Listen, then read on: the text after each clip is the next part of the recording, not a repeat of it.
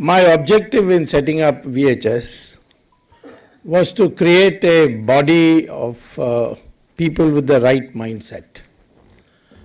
There's nothing wrong with the Indians except their mindset has been warped by the British. And the British made no secret of it. Macaulay came here and Macaulay sent his minute on education for India, which he got adopted by the British Parliament in 1835. And he said that I want an Indian who's dressed like a Britisher, who eats like a Britisher, and talks like a Britisher, but his skin color is that of an Indian. These are the exact words he has used in his parliamentary note, which was adopted. In other words, he wanted to create a slave society which will imitate the West, particularly Britain. And that mindset is the most dangerous thing for a country like ours.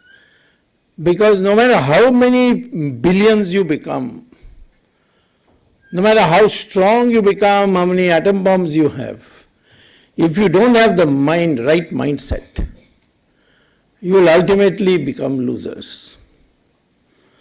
So I give people examples in all my lectures over and over again so that they don't miss the lesson.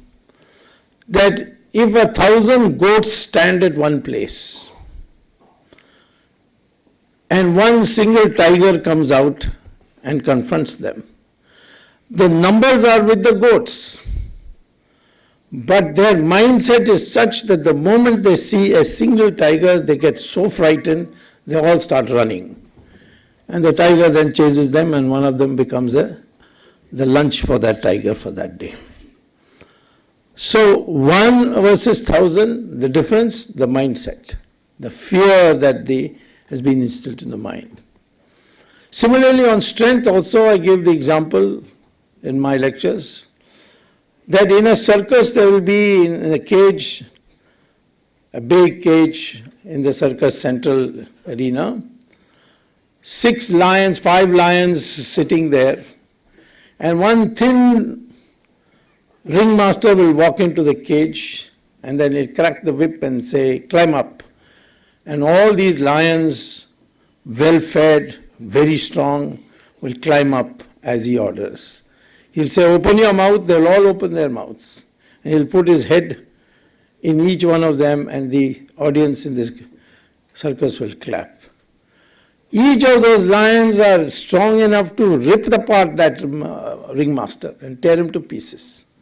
But they meekly obey, because from the pub stage, the lions have been brought up to obey. And that we can see in this world also.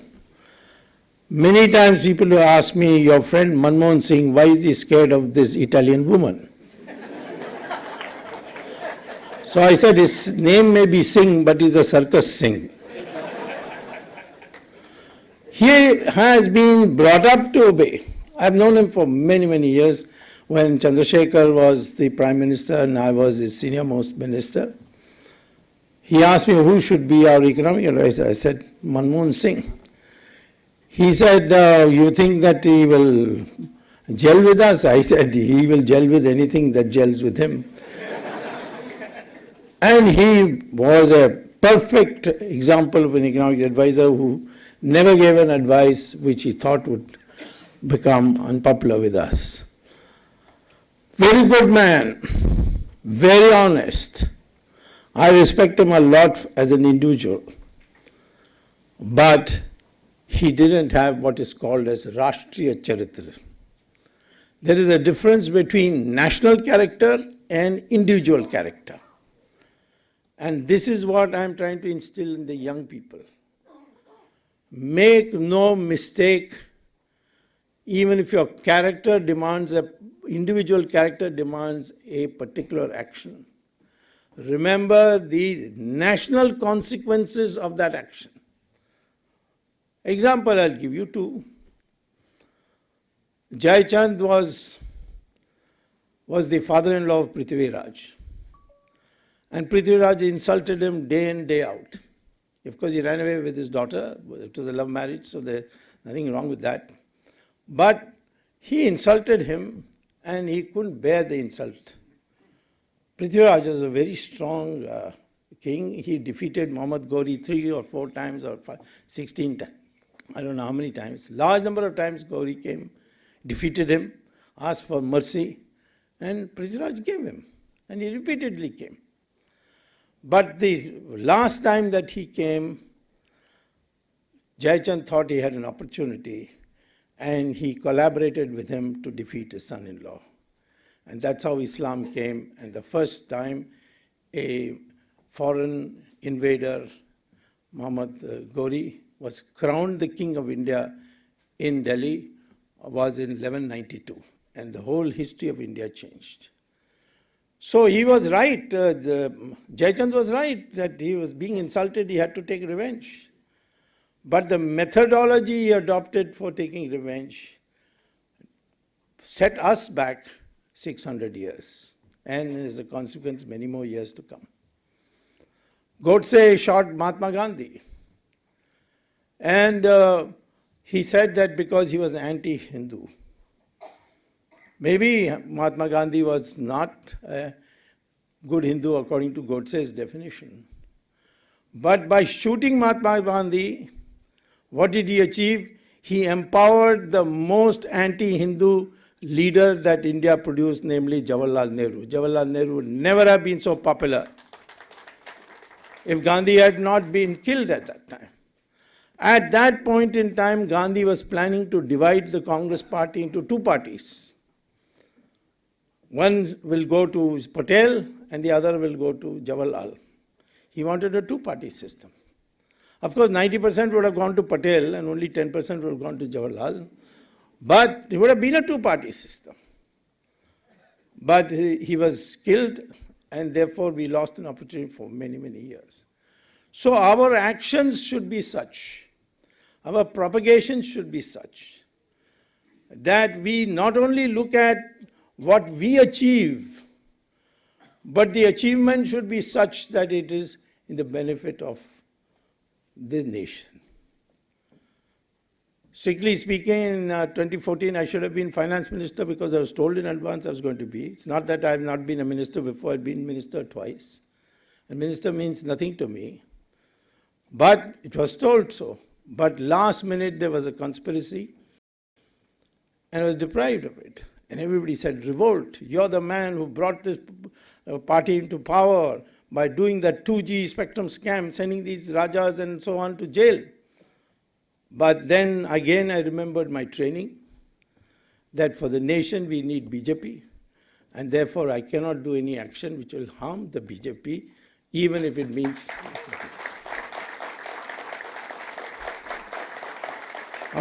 And I will be frank to state in this audience, without hoping to hurt anybody's feelings, that I, having experienced what I came to Indian politics in 1969, so now it is 50 years, is it? Yes, 50 years. Maybe you should have a ceremony for my 50 years. But in these 50 years, I have never seen a greater threat to the national security of India than today. We are literally infiltrated from the length and breadth of the country. We are being bled in various parts of the country, and particularly in the most crucial part, namely Kashmir. And there are people who are celebrating if we fail, who are openly going with those elements who want India to fail.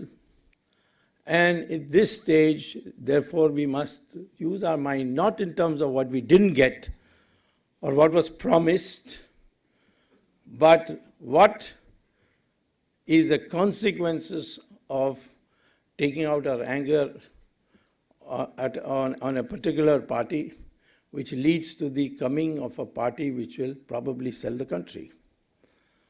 The amount of corruption that has gone on is unbelievable. And if they had not lost power in 2014, I'm telling you, We may not have done much on corruption, yes. All the corruption has been done, fighting corruption has been done by me. The Prime Minister says, Sonia Gandhi, Rahul Gandhi, etc. are all on bail gadi. That is, they have all taken bail in the National Herald case. So I one day saw him in Parliament and I said, bail gadi to maine banaya aur uska maja aap le rahe ho. And this was done, we haven't completed the work yet. We had promised we'll bring 15 for everybody, 15 lakhs from abroad. Yes, there are 420 lakh crores of Indian money abroad. Abroad, that means 40 years of income tax is not necessary. So we didn't bring it back. It's not that we had tried and failed. We didn't bring it back. But I would say, despite all this, it is much better than what the alternative was proving to be. 26/11 took place. Our Air Force begged an opportunity to make this strike, which they had now done, and were turned down, saying, no, you will accelerate, you will escalate the fight between India and Pakistan. But we did it. So when I say social media for the 2019 election, I will say that we have to educate our people in the larger picture. What is national character and what is individual character? When Karna's chariot got stuck in the mud, Krishna said, kill him now. He said, I am a Kshatriya. How can I kill a man who has got his back to me and without weapons and his chariot in mud? So he said, yes, but when Draupadi's sari was being undraped, at that time, where was your valor? You're sitting like a mouse. I mean, these are my words, but this is what Krishna said. True. That is the thing. That is what is called national character and individual character. Yes, Arjuna was asserting his individual character, but Krishna was teaching him national character. In our society, we've always regarded, that is the genuine Hindu society, not the one that has been now degenerated over these 1,000 years. We have always regarded women as someone to be put on a pedestal. When Brahma formed his cabinet, he gave all these important portfolios to women. Finance to Lakshmi, defense to Durga, and education to Saraswati. So somebody complained to him that nothing for men. He said, okay, information broadcasting to Narad Muni. Yet we say today women gossip, but actually gossip was given to Narad Muni. And women, when they decided to fight, there was no stopping them. It was Draupadi's decision that there has to be Dushasan's blood, which has to be brought to her so she can shampoo her hair with it. That led to the Mahabharata war. It was Sita who told Hanuman when he came to Ashok Vatika and said, sit on my back, I'll take you to Rama. She said, no, he must come here and kill Ravan. Otherwise, I will not go, because there are so many women here in captivity. And throughout these demonstrations, there, Rani Jhansi, your Karnataka, Rani Chandama, is there in the history book? It's not there. History book is all cockeyed. This has to be taught to our young people. The Vijayanagara Empire lasted 300 years, went to the borders of Bengal. 300 years and a larger area than the Mughals. Mughal, from Akbar to Aurangzeb, which is the core of the Mughal period, is 150 years. This 150 years is compared to 300 years. Well, you look at the history books, there will be maximum one paragraph. Then in South India, there was something called Vijayanagara Empire. And in North India, most people don't even know Vijayanagara Empire. And the Vijayanagara Empire went abroad, the Cholas went abroad. The whole of Southeast Asia was not conquered, but brought under our cultural scheme. We don't know, our people don't know. The British taught us that we are two races, Aryans and Dravidians. What is the proof for it?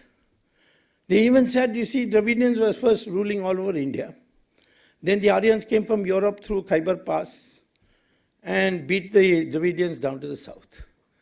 And then they started teaching the South Indians this. This is your land, these Aryans. And you started a party also, Dravida Munnetra Kazhagam. Dravid is a shabd invented by Adi Shankara. Adi Shankara had gone from state to state on a walking tour all the way to Kashmir to reconvert people from Buddhism to Hinduism by debate. This is unheard of in any other country. There's a conflict between Hindu, the Sanatana Dharma and Advaita versus the Uttarama school and the Buddhism. And Shankaracharya proposes, we debate, you lose, you convert to me, my religion. And if I lose, I'll convert to yours. And finally lands up in Bihar and before the biggest scholar, Mandana Mishra. And he challenges him. So the first question, of course they had to find an umpire. Who would be umpire? One is the greatest spokesman of Hinduism, the other is the greatest spokesman of the Buddhism. They finally chose Mandana Mishra's wife. Big mistake because his wife declared him loser in the debate. But anyway, wife knows husband better than anybody else, you know that. So I think, therefore, he was asked, who are you? He said, I am Dravida Shishu, Shankara said. So Shishu we know, but what is Dravida? He says it's a sandhi of two words, Thra and Vid, which means where the three coasts join together. That's South India. We are not Hindu because somebody said they could not pronounce Sindhu. Not at all. They say the Arabs could not pronounce the word Sindhu, so they said called us Hindu. But the Arabs are not more than 1,300 years. The Chinese were much longer. The first Chinese came to India in 700 BC. And they, from day one, used to call, and even today, official organs of the Chinese, the official publications of the Chinese call India as Indugo. They can't say her, so they say Indu. And Go means Rashtra. So today, China refers to India not as Bharat or India. They refer in their official publication as Hindu Rashtra. I ask my communist friends, they call us Hindu Rashtra. Why are you objecting when we say we want to be Hindu Rashtra? I say, the fact is, these are things which you have to understand. This is part of your history. It's preparation of your mindset. You don't want to be a circus lion or a big crowd of goats. You want to be a lion in the forest, the king of the place. And you have got the backing of such a large population. And that is what needs to be prepared. And that is precisely what social media is going to do. Because social media is out of control of everybody. You don't need any invitation. You just enter your name and start tweeting. The person may not know you, but he can tweet back to you. The interaction goes on. It all happens electronic. It's instantaneous. It's something that, like the old rishis in the Vedic age used to communicate with God. It's instantaneous. Knowledge gets spread. So now we need social media warriors. And that is what the VHS has planned. And we have grown very fast. We are in now maybe 24, 25 states, our units, 27 states. Last time you told me 24, so you got 3 more. Next time it will be 35. After that you can't exceed unless you include Pakistan also.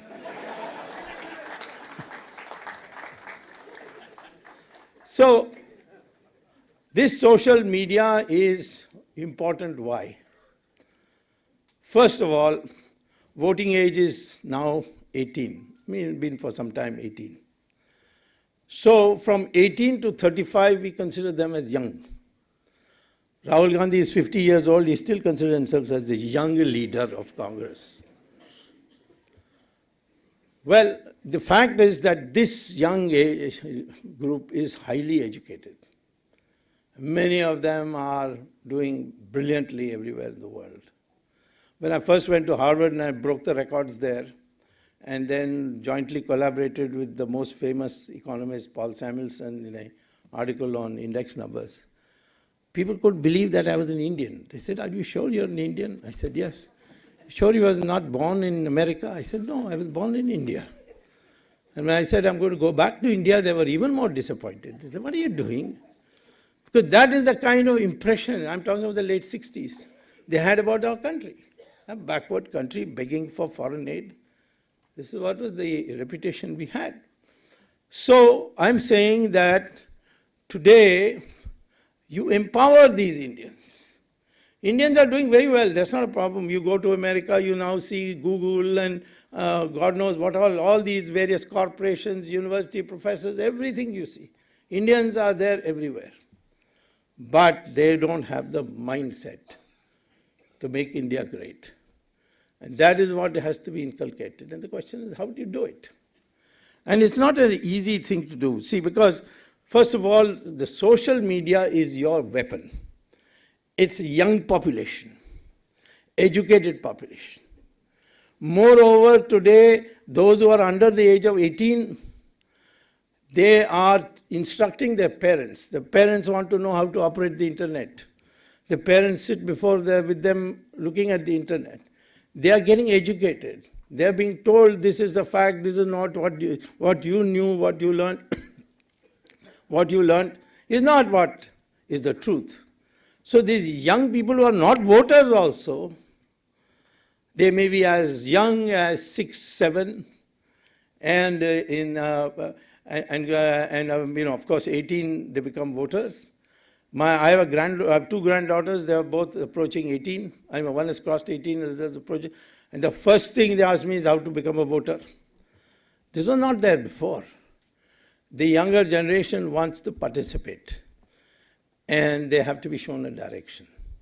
I'm not saying that you should tell them false facts. Tell them everything that is truth. But there are 5 fundamental truths which Jagdish Shetty in his speech referred to. And let me elaborately tell you something about it. First thing is your identity. Who are you? You say, I'm an Indian. What does that mean? I have a passport, Indian passport. That's not your identity.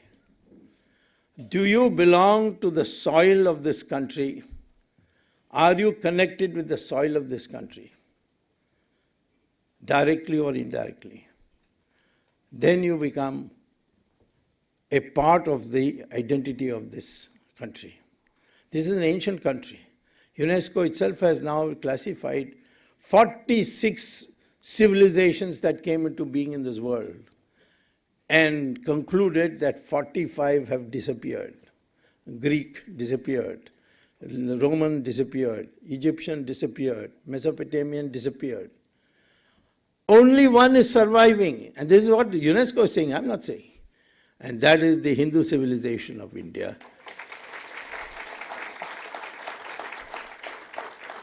But the Hindu civilization needs a lot of modernization. The other day, I was giving an interview to a Tamil channel, and they asked me, I noticed that in the Twitter, you're not putting Chowkidar ahead of you. I said, how can I put a Chowkidar ahead in my Twitter account? I'm not a Chowkidar, I'm a Brahmin. So I'm saying this to a Tamil channel which has a long history of hating Brahmins, okay?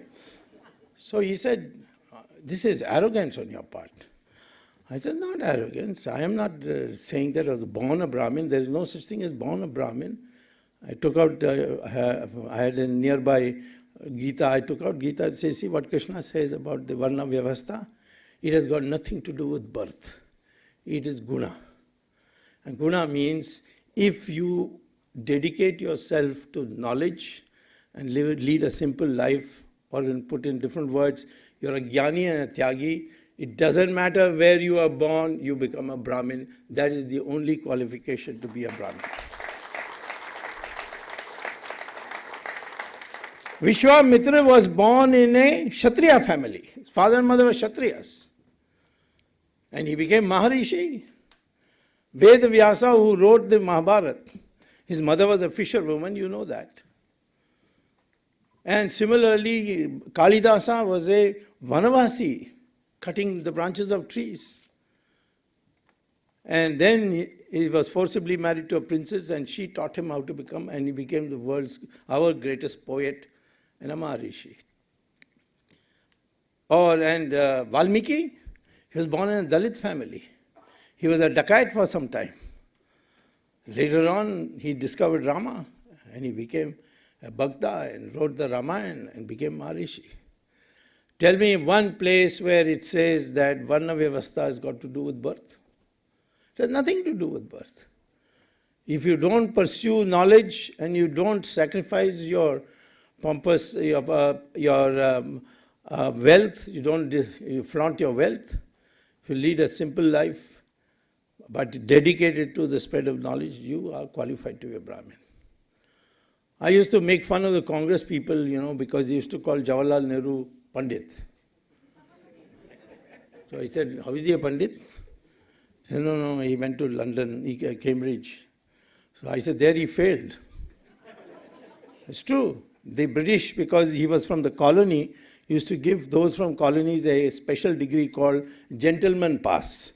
So he got gentleman pass. Of course, it's no fault of his, because his entire family afterwards has never passed an exam. Yeah, you can see Rajiv Gandhi did not. He was a friend of mine. I must say I liked him very much, but he never passed an exam, college exam. Then Sonia Gandhi claimed that she was educated in English literature and got a degree from University of Cambridge. And I got a certificate from the University of Cambridge when I had gone on a lecture tour there, that there was no such student. Later on she said, you see, it was a typing mistake. Now how can you have a typing mistake, studied in the University of Cambridge and got a degree in English? I mean, if it is true, then she should send it to the Guinness Book of World Records for the longest typing mistake in history. But I don't mind that. Kamaraj was not educated, but he was the greatest educationist Tamil Nadu has produced. And he used to say that I feel every day that what I lost, so I don't want future generations to look. That's why we developed such a fast-growing education system in Tamil Nadu. It was because of Kamaraj. And I would say that take the case of Ambedkar. His name, by the way, originally was not Ambedkar. His last name was Mahar. But his teacher, who was a Brahmin, was by name Ambedkar. And he said to him that you'll face discrimination. You're a very bright boy. You're the brightest student I have. But you need to change your name. You take my name. So he took the name of Ambedkar. This was told to me by Ambedkar's second wife, who had joined, at that time she had joined Janata Party and she had become a candidate. So Savitri Ben or something his name was. Savita, yes. And she told me, and he went to Cambridge, not Cambridge, Columbia, American University, 1916, and he wrote a thesis in economics, on monetary economics. Still one of the theses worth reading. Then he went to London. He got a DS, Doctorate of Science from London School in economics. Then he became a lawyer. Then he came to India, and Sardar Patel appointed him chairman of the drafting committee for the Constitution, and brilliantly performed and produced the biggest constitution of any democratic country, and having a article for every possibility that could happen for a growing country. And he was always referred to by the Nehruites as Ambedkar, Baba Sahib, or something like that. But never Dr. Ambedkar, even though he had a PhD.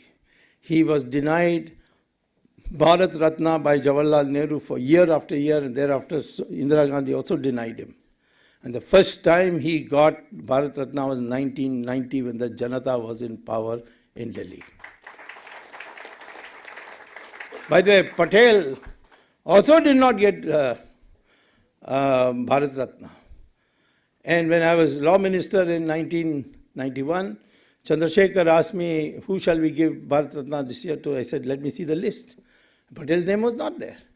Then I went back to the files. Was Patel's name ever proposed? And I found that it was proposed in 1954 when the Bharat Ratna was instituted.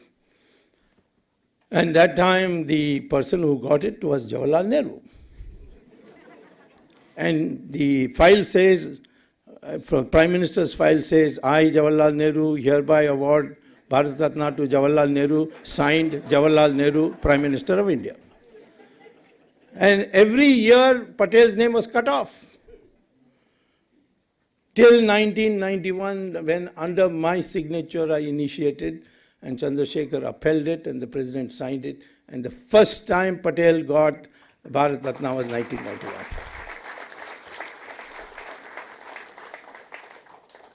So what does this show? This shows a mindset.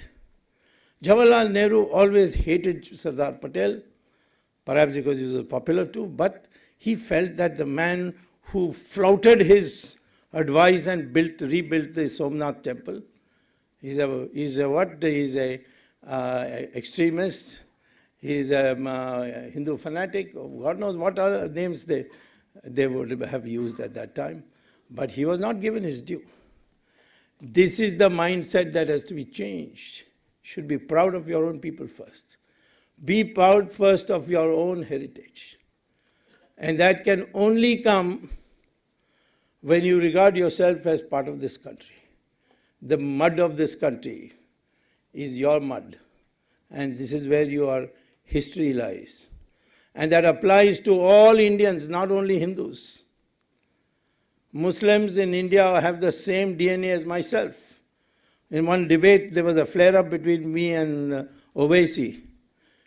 He said, you can't treat me as another Hindu. I said, I'm not treating you as another Hindu, but your ancestors were Hindus. He said, how do you know? I said, your DNA. He said, I don't know my DNA. I said, the best laboratory for that is a microbiological laboratory in Hyderabad, which is your hometown. You and I will go and take our blood sample there, and both of us will come out as brothers having the same DNA. Every Indian's DNA is the same. Whether he's a scheduled caste or a Vaishya or a Kshatriya or a Brahmin, is the same DNA. Whether he's a Muslim or a Christian, the same DNA. We are one people. People say, no, people in South have darker skin. That's not race. That's not DNA. That is pigmentation, which, where the sun rays are direct, it's bound to be like that, darker skin. So, therefore, the first thing you have to accept is that we are all one. There is no difference. All this caste thing was actually a division of labor. Brigu and Bhardwaj had a debate that how should we decentralize power. And he said there are four sources, Brigu said, there are four sources of power. First source is knowledge. Second source is weapons. Third source is wealth. Fourth source is land. And they should be diversified to the point where one person does not have more than one of this. If you have got knowledge, you cannot have wealth, you cannot have weapons, you cannot have land. That's what I mean by Jnani and Tyagi. Could Mahatma Gandhi ever have evoked the kind of support he did, the dressed as the way he was? In America, they would have put him in jail for indecent exposure. Because he had just a langoti and bare legs, bare hand, bare chest, and the whole country is going behind him. So that is a recognition. Our sadhus and sannyasis, no matter how eminent they are, how simply they are dressed. See the Pope, how well dressed he is. See the Makkah Maulana, how well dressed he is. We have always done this. The most venerated person, parts of our society is that which is dedicated to knowledge and has sacrificed material wealth. This is the principle on which we have built it, and we have accordingly divided our thing. That society has to come. We have to renew our respect for our knowledge of our past, and then only that can be done. We are one people. That is the first thing of identity. And second, we must know the correct history of India. One youngster told me several years ago, nowadays they are not telling me because they are reading my tweets and so they are all getting educated. But one said, oh, what is this Hindu? Every time somebody came from abroad, they beat us, took away our wealth and took away our women. This is what happened. I said, that's true. And this was ironically told to me by a Saudi Arabian who wanted to know from me, how is it that after 600 odd years of Islamic rule and 200 years of Christian rule through the British, your country is still 80% Hindu. And he told me the Islam overtook Iran. Iran was what? It was Zoroastrian. It was a kind of sister relation because they believe in the purity of fire and nothing else, like Arya Samajis. But Zarathustra may have been in India, may have had difference and went away, but Iran was run by the Zoroastrians. Islam conquered it. Within 15 years, they converted the entire population to Islam. Except a few escaped to India, and they are surviving. They are surviving quite well. Nobody has any grudges against them. Similarly, the Islamic forces invaded Mesopotamia, Babylon, which is now called Iraq, in 17 years, 100% Muslim. Egypt, 21 years, 100% Muslim. Christians went to Europe in 50 years, 100% Christian. But India, 600 years of Islamic rule, 200 years of British Christian rule, and we are still 80%. Why? Because we kept fighting. But our children are not taught that. The great state of Maharashtra produced Shivaji. There's a very little, in fact, Jawaharlal Nehru used to call him chicken thief. And it's only now that Shivaji is getting, thanks to the Shiv Sena, Shivaji has been elevated to this status. And then the competitive politics took over, and now everybody wants Shivaji everywhere. But Vijayanagaram, such a great empire, it was called the second renaissance of Hinduism. Hardly anything in the books. There's very little, at most a paragraph. Ahom dynasty in Assam. 6 times the Mughals tried to cross into Burma through Assam. And 6 times the Ahom dynasty defeated them and sent them back. And they never again came. The Mughals never again came. Does anybody know this? Guru Gobind Singh, his father, Guru Tegh Bahadur, preferred to give his head than agree that his followers and the Brahmins must convert to Islam. And Aurangzeb had him publicly executed. And in revenge, his son started a small army, grew, and finally broke the back of the Islamic forces. The British came, they said these Sikhs are a dangerous crowd, so they started belittling them. This 12 baje, at 12 o'clock Sikhs go mad. What is the origin of that?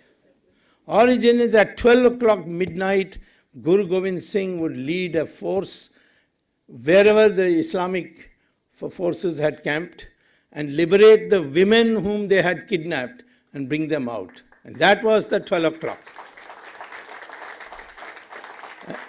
And our people followed the British thing and said, 12 baje, they go mad. They don't know what contribution the Sikh community made to our country's liberation. And then the Marathas defeated the British Mughals finally in Pune in 1795. But by then we had become so depleted, fighting, that when the British came, they were already there in the East India Company form. Then they came formally, and then they defeated the Marathas in 1815, And that's how the British established their empire here. But then we continued fighting. This time the spiritual leaders took over. Bankim Chatterjee, Ramakrishna Mission, Arvindo Ghosh, Sri Arvindo, Vivekananda, the Swami Dayanand Saraswati of the Arya Samaji. And even Mahatma Gandhi led a kind of spiritual movement. And again, the first country to throw away British colonial rule was India. Only after that, Africa and other parts of Asia were able to decolonize. So therefore, this history has to be taught. The British, by the way, finally had taken away how much money? By current prices, $71 trillion. What is the GDP of India today? $4 trillion. So how many times that makes it? Makes it about 13, 14 times. Well, if we ask that money back, there will be no England left. They will have to do another Brexit perhaps. So this is your history. And then as just now our professor, Dr. Manjunath, said, quantum mechanics, calculus. Calculus was invented by us. Today they are accepting the West. George Gamow wrote a book called Rocketry, Rocket Science in the United States. And what does he say? That the first people to use rocket propulsion were the Hindus. It's there in the book. Now you'll get it in every book. Even I'm sure that Encyclopedia Britannica was also saying that. We were the first one to discover rocketry. Why did we use it against the British? We're too tired. And how did the British get the rockets? They stole our rockets, took it to England and got it reversed engineering. So this is the, there is no field we did not. Today, slowly we are accepting it. There was a time the Americans used to laugh at our yoga. Today they are crazy to follow yoga. We also began only after the Americans started adopting yoga. Then we started making fun of Sanskrit. Sanskrit words are there in every Indian language. We must know the connectivity of our language. If I know Sanskrit, I can begin to understand at least 20%, 30% of the language. But Sanskrit has been always a dead language. It's over, no more. But in 1968, research was started in NASA as to the new future field of artificial intelligence, which is the best language to store knowledge in a computer. And they came to the conclusion that there is only one language fit for the computer today, and that is Sanskrit. And therefore, NASA has made Sanskrit compulsory for learning artificial intelligence. If you go to Google and in the search engine type that St. John's School, London. It's one of the most prestigious schools in England. It's an all-white school, boys' school. But in that school, the principal has prescribed that all the boys from 6th class to 11th class, for the first half an hour of school, will recite Sanskrit shlokas. You read it yourself, it's unbelievable. I myself went to London and saw it. And the principal said, the recitation of Sanskrit shlokas, which I have selected as a scholar of Sanskrit, is such that the brain development is fastest if you recite these shlokas on a regular basis between the ages of 6 and 11. And St. John's School produces the best results. Now we are slowly beginning to understand. And what the British did, they made the Tamilians think that Sanskrit is a foreign language. I had once a very big fight with him, with the Karunanidhi, on this issue. He said, no, it has nothing to do with Tamil. All are Aryans. I told him that Sanskrit has many words in common in Tamil. In fact, they must have been borrowed from Sanskrit. He said, no. So I brought an English Tamil dictionary and started reading out a sample of words, and 40% turned out to be Sanskrit. He said, no, this is all not Sanskrit, you see. This is all Tamil, the Sanskrit people must have stolen it. So I said, if that is so, then how come your name is also Sanskrit? Karuna and Nidhi, both are Sanskrit words. He could not answer me. So therefore, I would say to all of you that today social media has to prepare our electorate to be patriots. In America, whether you're a Republican or a Democrat, the basic patriotism is very strong. You attack an American, they'll all unite. Same thing in other countries which have not undergone colonialism. Ours is a country which has been mentally enslaved. And that mental enslavement has to be thrown off by only one medium which is not subject to foreign influence much, although they did try all the shadow banning, this thing, that thing.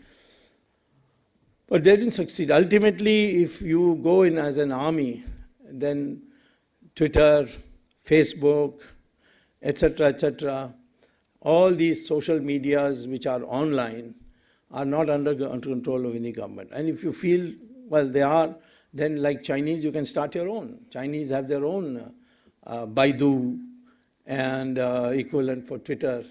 We can also start an Indian Twitter. That's not an issue. But this is a medium which is not at the mercy of anybody. And the voter today is between the ages of 18. The voter today is between the ages of 18 and till our life expectancy. And the voter that needs to be educated is this. All these things, that why it's important who you vote for. And this education is extremely important. And that can only be done by social media, because that's where instantaneous communication takes place. Millions join. The thing spreads. And as your people get more and more intelligent, and they themselves produce results. I will put in Twitter, I want to know what Hindustan Times said on 17th of May 1974. They will produce me a photostat of that, the Twitter crowd. The amount of research that the young people can do. This mindset formation is what we have to work for. And we are today in what is called as Kurukshetra. Kurukshetra is not evil versus good. It was between right and wrong.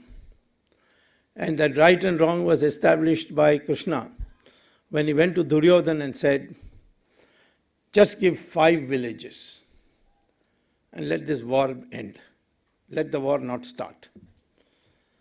And Duryodhana said, I won't even give the tip of a needle for the Pandavas.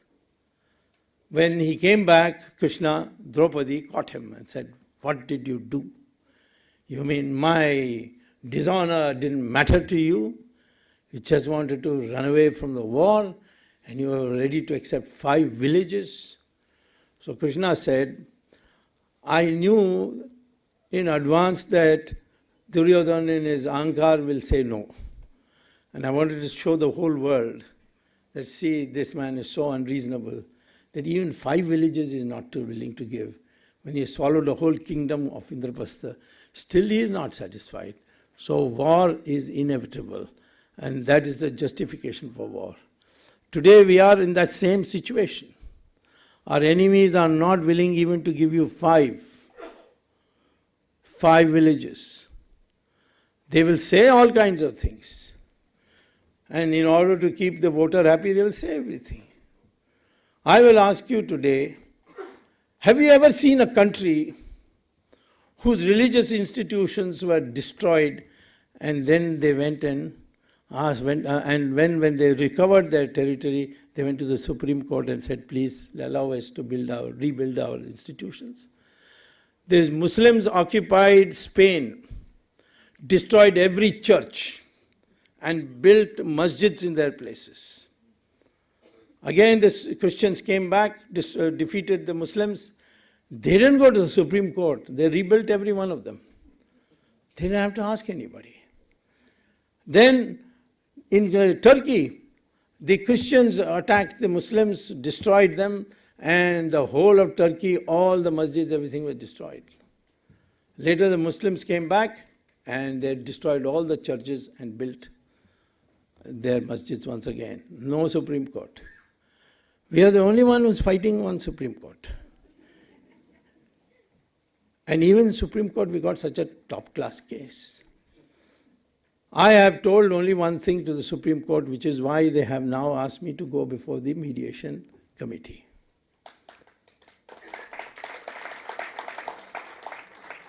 I entered suddenly in only 2016. I said, what is it these people are fighting? The Sunni Waqf board says that this property is ours because Babur captured it and we are the descendants of Babur, therefore it is our property. They are not talking about masjid. And for good reason, I'll tell you why. They are saying that this is our property because it was taken away by Babur and we are the descendants. And the Hindus are saying, no, no, no, you see, we are trustees of a temple that existed there before. So they are both fighting. In the Allahabad High Court, the Hindus won. These people lost. Then they come in appeal. They were not holding the dates of the hearing for the appeal. Appeal was registered in the Supreme Court in 2010. Till 2017, there was not a single hearing. Even our people did not do it. At that time, Ashok Singhal was, who is, I would say, the guru of our movement. He was in very bad health. He called me and said, you saved Ram Setu, you must do this also. I said, I've never been in this. He said, no, somehow you find a way. But you get into it. So he passed away, so I had to keep my word. So I went back to the Supreme Court and I said, I want to also be an intervener. All the other sides, they're both Hindus and Muslim parties, they oppose. No, who's he? Where is he come from? What is he? Does he have a mandir there? Did he have a property there? How is he there? So I was not allowed to enter. So, but you know, I have a brain, not for nothing. So I said, I must find some other way. So I came up with this. These people are for property. I am for my fundamental right to pray where faith tells me Ram was born.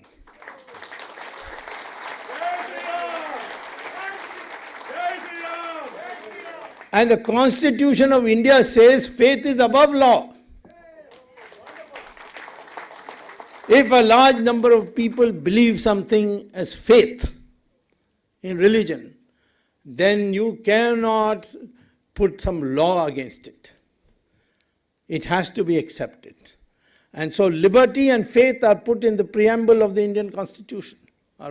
Thank God Jawaharlal Nehru became Prime Minister later, after the Constitution was adopted. Even secularism was not there in the Constitution. Indira Gandhi brought it during the emergency when we were not there at all. I mean, most of us were in jail, but she couldn't catch me, so therefore I was moving around. But the fact is that faith tells me Ram was born at a particular spot. How do you know? What's your proof? One anglicized Indian asked me. I said, listen, you anglicized Indian, can you tell me how do you know that Christ was born in Bethlehem, in a cave there? So he said, well, I know, but what you're saying, I said, tell me. The mother of the king of Italy, or king of Rome, it was called Rome those days, King Constantine, his mother had a dream 400 years after Christ has gone away, AD 400, that Christ was born in a particular spot in Bethlehem. And then she came there and identified it. And that is how Christians today believe that Christ was born in Bethlehem. They say Christ was born without a father. Medical science doesn't say that is possible. But there's faith. You can't question it.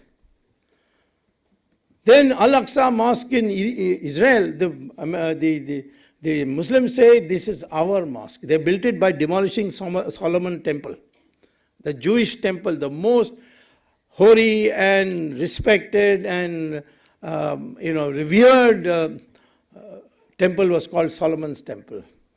The Muslims invaded and destroyed it and built a mosque on it. It's called Al-Aqsa Mosque. And what do they say? It is ours because 5 mullahs were standing one day near the mosque and they found Muhammad on a horse going to heaven from there. That's true. You ask any Muslim. The Al-Aqsa Mosque is holy, revered, belongs to the Muslim because 4 mullahs saw a Muhammad on a horseback going to heaven from there. So this is a question of faith, you don't question it. I am only saying that from time immemorial, Hindus have always believed Ram was born in a particular spot. Then Narasimha Rao government came, I also held him, at that time didn't join BJP, I was still continuing as president of Janata Party. And so he invited me to join the government. I said, no, I can't join your government. I mean, I can join your government, but not your party. He said, no, that's a minimum condition. I said, no. He said, why? I said, see, this party, you're just a tenant. The owners are the Nehru family.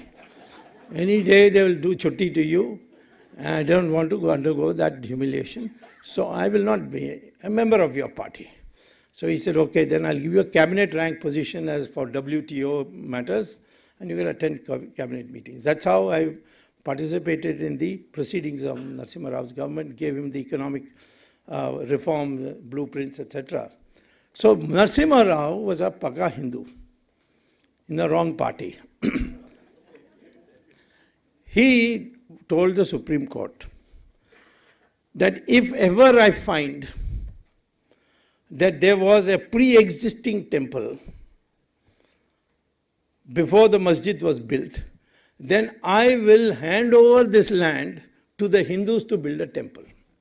And the Supreme Court accepted it. Said yes, prove it and then give it to the Hindus. That judgment is still valid judgment. It's a constitutional bench judgment of 5 judges. Then Supreme Court ordered the Allahabad High Court to find out, and Allahabad High Court asked the Archaeological Survey of India. Archaeological Survey invited 2 very important archaeologists, B.B. Lal and K.K. Muhammad, and they gave a unanimous report after digging, after satellite imaging, that yes, under the masjid, where the masjid once stood, which of course had been demolished by then, there is a large ruin of a temple, a Vaishnav temple, and therefore it is no question about it that there was a pre-existing temple. So this should have been given to us. But the Congress was in power, they said we'll wait till Allahabad High Court. Then Allahabad High Court told us that Ram was born where the Gumbaz, central Gumbaz is. That's the Allahabad High Court judgment. But there came an appeal. The appeal was not being heard. Now the issue is this, that Narasimha Rao government also nationalized the entire land. And under our Indian constitution, if a government nationalizes a land in public interest, nobody can question it. The government can tomorrow nationalize and take over my house. They say they'll have to show public interest, of course. But if they show the public interest, the government can take the maximum I can demand is compensation. A just Supreme Court also cannot intervene. So therefore, Narendra Modi need not have asked for permission. Let me give this extra land to somebody else. Even today and tomorrow, if our government comes back, I will assure you that this is the first thing I'll get done if I don't win it.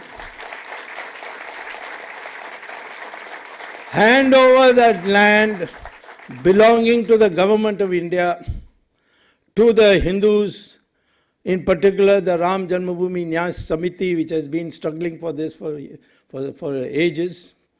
Give it to them to start building a temple. Nobody can object. And if the Sunni Waqf Board objects, We'll say, you fight that title because you already lost in Allahabad. Let's see whether the Supreme Court upholds it. The day they uphold it, we'll give you compensation. If you want compensation now and withdraw your case, we'll give you extra compensation also. That is the approach that should have been taken. But Narendra Modi, you see, he didn't listen to me. Many things he doesn't listen. Later on he listens. Told him about this Mehbooba, that she's a terrorist. I know her from the time I was a minister. She will never be with you. But they were so enamored. No. Now they agree. GSTN, hopeless thing which has ruined our economy.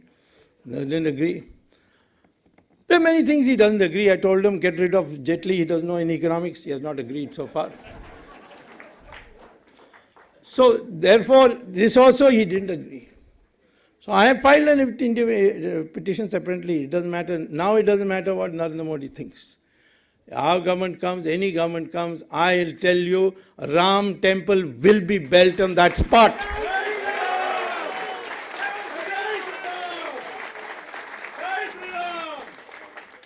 And I have told the Muslim community, you destroyed 40,000 of our premier temples. I'm not talking about small temples.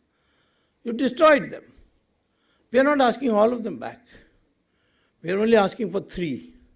Ayodhya, Mathura and Kashi. These 3. Because Kashi, Aurangzeb has given a long farman why he is going to destroy it. And he took the Shiva Linga and put it in a well there. That is still there in the well. What is called Gyanvyapi. So these 3 we will definitely restore. There is no question, we are not going to stop any Muslim from praying, we are not going to stop any Muslim from being Muslim. We are a secular country in that sense. But we fought 2 major wars, 600 years against Islamic terror, which is the Mughals, and another 200 years against British terror, where they brainwashed us and reduced us into almost equivalent status of servants and slaves. And after winning it, we can't even restore it. Which country has been like that in the world? So I'm not saying we're going to use violence. We will prevent anybody from using violence. And that's why today Narendra Modi's government is still continuing with that case against Advani and company for being participants in the Babri Masjid demolition. We don't want anybody to take law into their own hands. But we want the Muslims to see reason. Why? Because Islam says Masjid is not a religious place. It is a place for congregation of Muslims to read namaz collectively. Masjids can be broken. Masjids can be shifted. Who says this? The Indian Supreme Court in 1994, which was again revived this time, and the Supreme Court again sat over it and came to the conclusion, and there was a Muslim judge also, a majority judgment gave that yes, that judgment is valid, masjid can be shifted, masjids can be broken in an authorized way. The government can break a masjid. And if you go to Google and type broken masjids in Saudi Arabia, you will get a long list of masjids which have been broken by the Saudi Arabian government. They say openly, masjids are for reading namaz. Namaz can be read anywhere. They can be read in the drawing room, they can be read on the road. So masjid is not something that we consider sacred. Even the masjid in Makkah, called Bilal Masjid, which was built on the direction of Muhammad himself, Prophet Muhammad himself. They decided to destroy it. UNESCO wrote a letter, at least this masjid you can leave. And the Saudi Arabian government reply was, you are teaching us idol worship, murti puja. Muslims will never agree to murti puja. There is no such thing as somebody built a masjid and therefore it has become holy. We don't believe in that. That is their philosophy. So I am saying, therefore, this is the thing. Now, these are the issues today.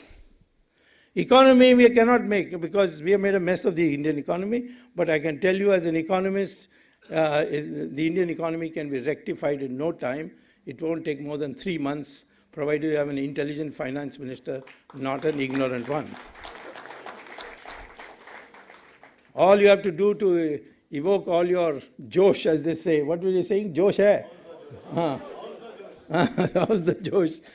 Abolish income tax. Tomorrow you'll all be celebrating the streets, I know. Nobody wants income tax. And you can abolish income tax. Lower interest rates for loans. Raise the interest rates for fixed deposits. This country, middle class is the driving force. They have to be pampered now. We have been pushing them, stepping on them, crushing them. That policy must end.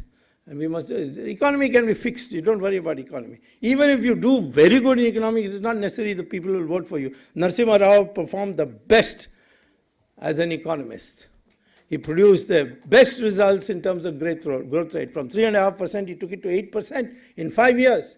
And what did you do to him, the vote? You defeated him and reduced his party to half. Vajpayee said India shining. Vajpayee was against also building the temple. You're saying India shining. And what happened? We were reduced to half.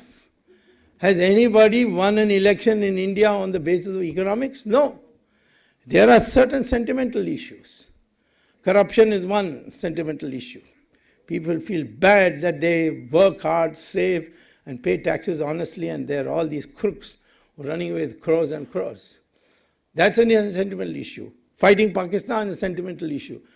In my opinion, Pakistan should be broken into 4. We broke it last time into 2. Now we must break it into 4. And we can. We have got the capacity. These are the sentimental issues.